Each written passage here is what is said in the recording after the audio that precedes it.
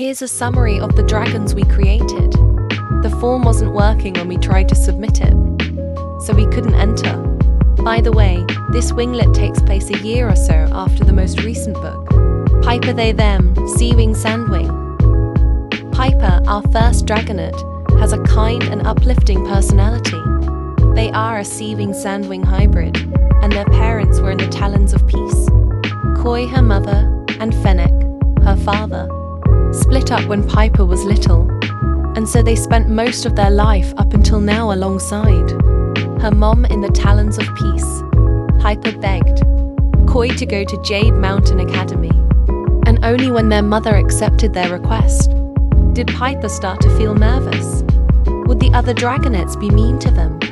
Piper didn't have any special abilities of their own. Number Sandwing Barb, no fire, no gills, and their scales only had a slight bioluminescent quality in the dark. It couldn't light up on command. Still, they were going to seize their opportunity to maybe, just maybe, finally fit in somewhere.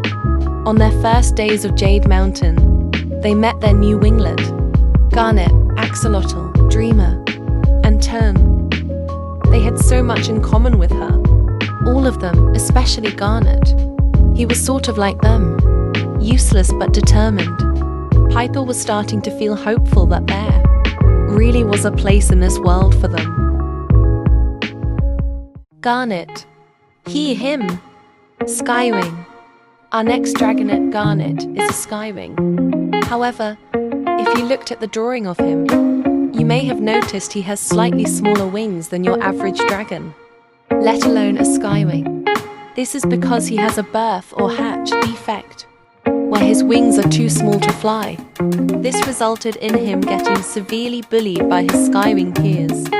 His father, Swift, was a highly ranked commander in the skywing army. His mother, Phoebe, was a caring but strict caretaker. Garnet's dad found him a disappointment, or even a dishonor to his family line. His parents never got along, and when Swift was killed by an Icewing foe when Garnet was very young, Phoebe didn't shed a single tear. There was a time in Garnet's life that, after his father's death and his mother's demotion, that he would never be happy. That the only thing that kept him afloat was the humble rivers of their new, small town. Because of their currency loss, Garnet had discovered a new hobby, swimming. It was just like flying, he imagined, but in the running currents he would never fall. The first time he met the Obsidian Winglet, he felt a little uncomfortable. They weren't making fun of him, which was a start. But Tern seemed social enough to start up something mean. But the more time he spent with them, the more he felt like he was part of something that he had never been a part of before. They were all surprisingly kind, especially Piper. Garnet was furious and embarrassed and could hardly even admit to himself that he had a crush on them. Axolotl. He, him. Rainwing. Now we have Axolotl, the shy and caring Rainwing. When he was just a small dragonet, he was insulted by a cruel dragonet named Starfruit. He made fun of him for taking a longer time than most dragonets to learn how to fly, even though the instructor told them to move at their own pace. At the time, Axolotl was not the sensitive, thoughtful dragon he is currently. He told Starfruit that he would jump off the high ramp, fly through the loopy vines, roll in the air 3 times, and fly back. And so he did, sort of. He jumped off the high ramp, took off into the sky, and then fell straight down. The pain and agony was indescribable. He was rushed to the healers, unconscious, and when he woke up he had a cast on almost every limb. He couldn't even count how many bones he had broken. Thankfully, his spine, neck, and head were spared, but the injuries were so bad that the healers deeply worried that he would never fly, or walk even, ever again. Especially one healer, Plum, who seemed to show guardian-like affection for the small dragonet. She spent all day caring for him, treating his wounds and bringing him fruits of his choosing.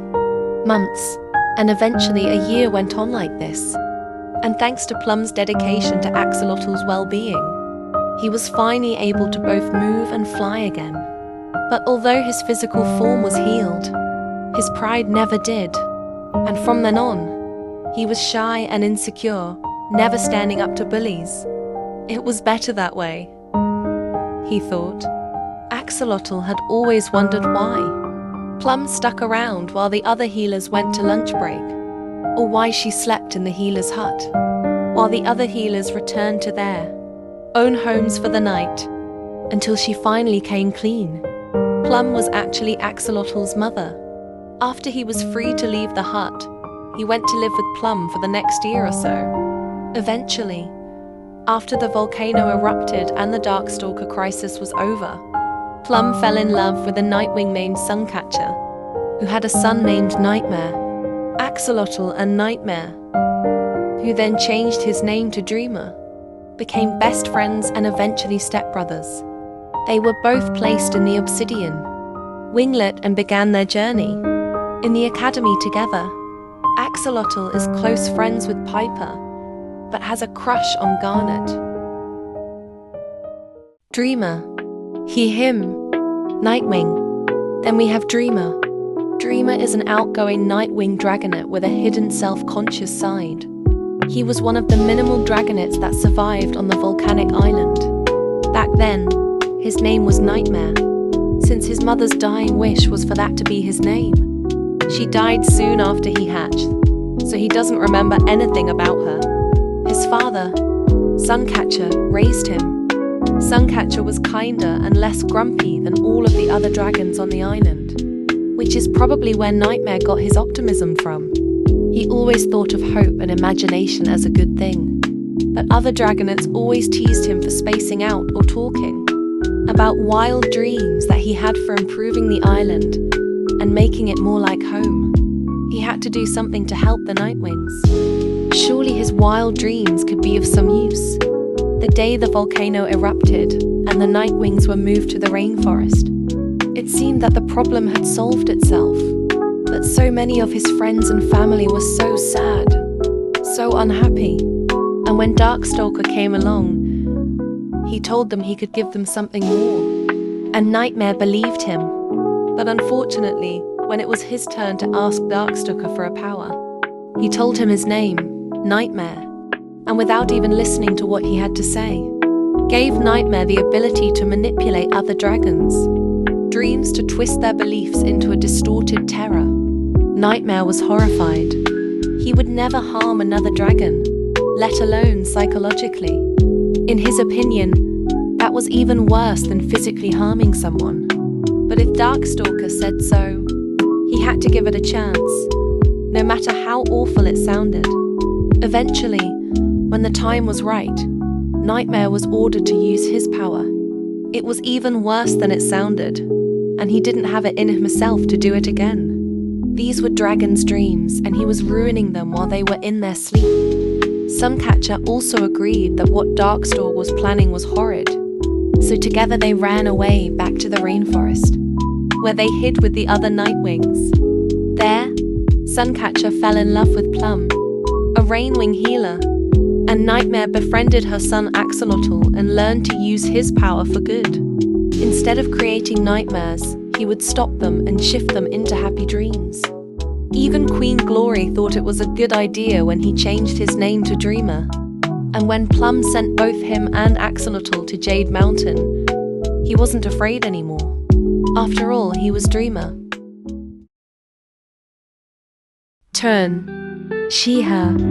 Icewing. Finally, we have Turn. She is a hyper and social dragonet who has a hard time dealing with failure.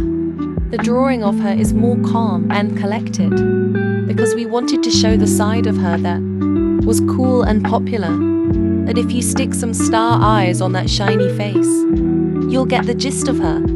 Her father, Sapphire, is strict but loving, and her mother, Hair, is full of excitement.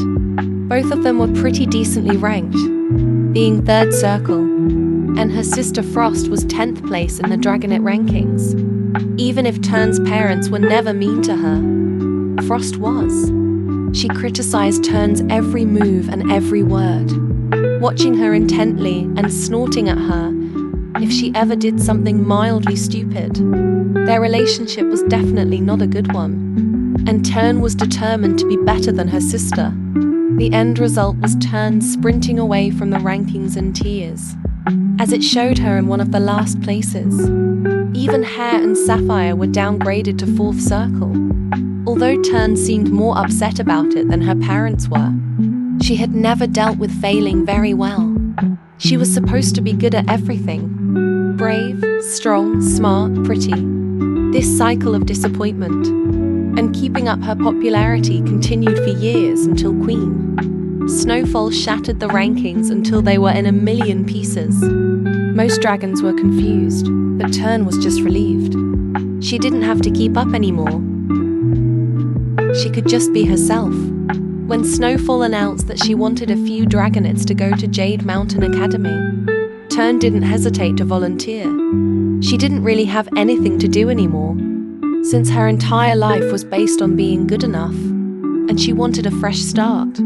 The teachers told her that they assigned her to the underdog Winglet because she had just the right friendly personality to lift their spirits. She soon became close friends with Piper and Dreamer, and was intrigued by Garnet and Axolotl's interest in scavengers humans.